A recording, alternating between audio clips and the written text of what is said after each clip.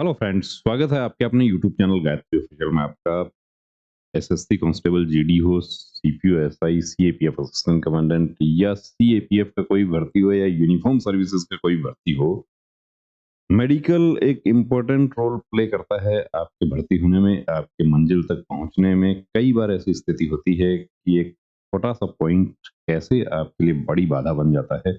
इस वीडियो में आपको दिखा रहे हैं। देखिए, अभी आईटीबीपी कांस्टेबल ट्रेड्समैन मेडिकल अभी चल रहा है। आईटीबीपी ट्रेड्समैन बहुत अच्छा स्कोर है। कैंडिडेट का आश्वस्त है कि मैं इस बार भर्ती हो जाऊंगा, क्योंकि 45, 46, 47 ऐसे मार्क्स भी आ रहे हैं कैंडिडेट्स को, और कट ऑफ 32 पे रही है, तो 45 वाला तो निश्चित रूप से सेलेक्ट हो जाएगा। री मेडिकल मिला। एक डाउट था पहले से ही कि टेस्टिस जो है वो थोड़ा सा डाउन रहता है, टेस्टिकुलर स्वेलिंग थोड़ी है, तो मुझे हाइड्रोसिल तो नहीं है, ये डाउट था। इस डाउट की वजह से ब्लड प्रेशर बढ़ गया। इन्होंने जब मेडिकल में जा रहे थे उस समय भी हमसे पूछा था कि मेरा टेस्टिस थोड़ा लूज रहता है, तो लेफ्ट टेस्टिस जनरली डाउन रहता है, उससे कोई इशू नहीं होता, किसी प्रकार का पेन उसमें नहीं हो रहा है, तो आपको कोई प्रॉब्लम नहीं होगी। आप सर्जन को दिखाते हैं, वो भी चेक करके यही एडवाइस करते हैं कि आप सपोर्टर पहनिए, ये ठीक हो जाएगा। एक्सरसाइज वगैरह किया, फिजिकल एक्टिविटी किया और उस समय सपोर्टर नहीं पहना, तब ये स्थिति हो जाती है। 2 पॉइंट बन गए। दूसरा पॉइंट साथ में बोनस क्या मिल गया? Raised BP. अब ब्लड प्रेशर कितना होना चाहिए? 120/80 होना चाहिए। कहाँ तक फिट हो जाता है? 139, 89 तक फिट हो जाता है। लिखने को उसमें लिखा हुआ है 140 अप टू 140, तो हम ये मान के चले कि 139, 89 और इधर 160, ये रेंज फिट हो जाती है। इससे यदि ऊपर जाता है तो भी आप अनफिट हैं, इससे नीचे जाता है तो भी आप अनफिट हैं। री मिला। री में थोड़ी-सी टेंशन और ज़्यादा बढ़ गई ब्लड प्रेशर को लेके कि ये कैसे हो गया, ये तो ठीक था। हालाँकि मेडिकल में जाने से पहले बीपी चेक नहीं करवाया था। लेकिन फोर्स ने अपनी तरफ से सिविल हॉस्पिटल में भेजा और सिविल हॉस्पिटल में एक रीडिंग इनका बीपी का नॉर्मल आ गया। अब फोर्स का मेडिकल गाइडलाइन ये कहता है कि बीपी यदि आपका बढ़ा हुआ है, धड़कन, बीपी ये सब बढ़ा हुआ है, तो कम से कम 3 दिन का टाइम उस कैंडिडेट को देना चाहिए। यूनिट हॉस्पिटल में उसको एडमिट किया जाए या 3 दिन की रीडिंग। तो उसी वजह से क्या होता है कि आपके बीपी के पॉइंट में आपको सेम डे या दूसरे दिन फिट अनफिट नहीं किया जाता। आपको 2-3 दिन का समय ले लेते हैं वो। अब वहाँ क्या होता है, ऑन ग्राउंड आपको रोज़ बुलाया जाता है, बिठा के रखा, शाम को कहा कल फिर आना। समझ नहीं आ रहा है क्या हो रहा है, जबकि वो ग्राउंड में आपका बीपी मेजर किया जा रहा है। और 3 दिन बाद फिर से नापा, अब नॉर्मल आया, फिट कर दिया। एब्नॉर्मल आया तो देखिए मेडिकल अफ़सर भी अपने हिसाब से काम करेगा कि जो मेडिकल गाइडलाइन में लिखा हुआ है उसके अनुसार काम होगा। अनफिट हो गए ये 32 बटालियन कानपुर 21/11/2023। अब बहुत अफ़सोस हो रहा है कि एक नॉर्मल से पॉइंट में बाहर हो गए, जबकि पॉइंट में ये बच सकते थे। बहुत ही साधारण पॉइंट है, बहुत ही साधारण तरीके से उसमें बच सकते।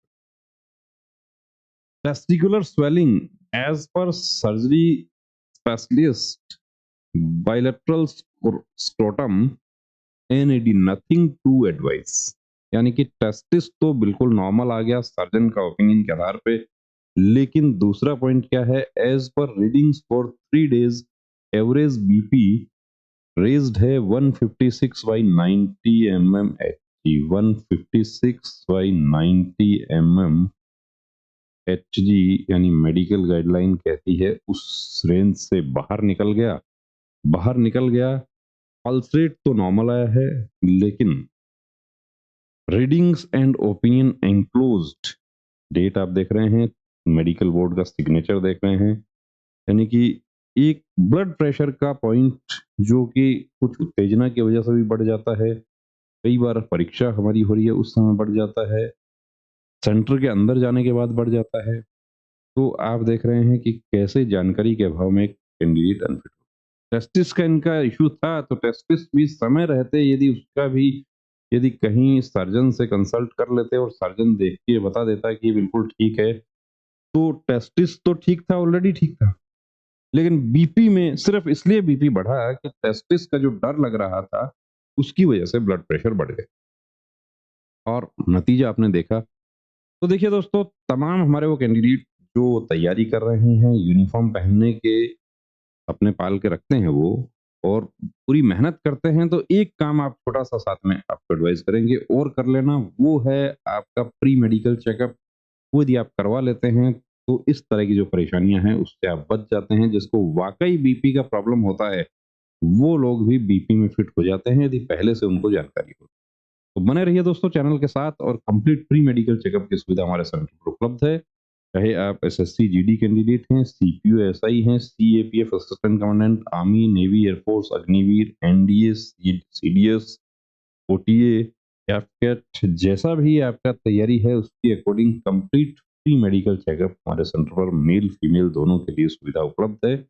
किस तरीके से होता है उसका वीडियो भी आप देख सकते हैं। अपॉइंटमेंट के लिए एक नंबर दिया हुआ है, देखिए आप डायरेक्ट आते हैं तो हो सकता है आपको एंटरटेन ना करें, लेकिन प्रायर अपॉइंटमेंट जो है उसके लिए ज़रूरी है, तो अपॉइंटमेंट लेकर आप संपर्क कर सकते हैं। बने रहें चैनल के साथ। जय हिंद।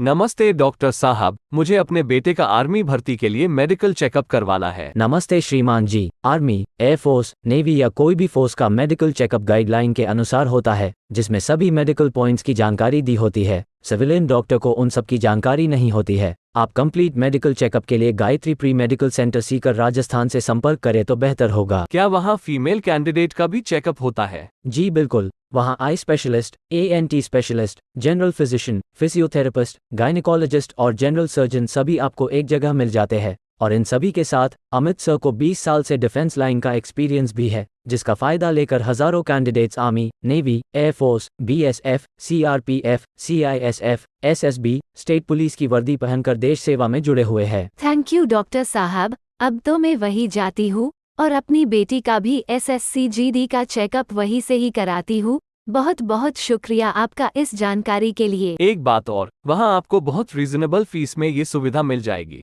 आप 9982877443 पर कॉल करके अपॉइंटमेंट ले सकते हैं। जब भी जाते हो अपॉइंटमेंट लेकर जाना। जय हिंद।